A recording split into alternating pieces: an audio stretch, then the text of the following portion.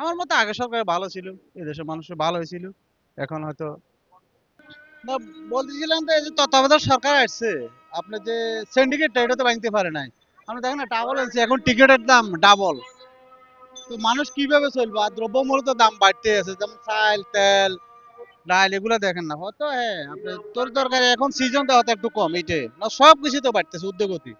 কিভাবে চলবে? মানুষের আয় রোজগার তো বাড়ে নাই ভাই, মানুষের আয় রোজগার তো বাড়ে নাই, সব কিছু শুধু বাড়তে আছে।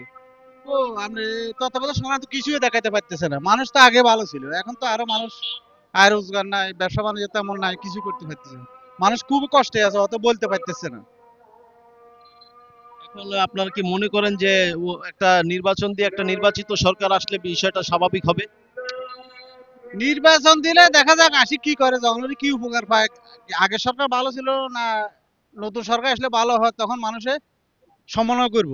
আমার মতে আগের সরকার ভালো ছিল, এই দেশের মানুষের ভালো হয়েছিল। এখন হয়তো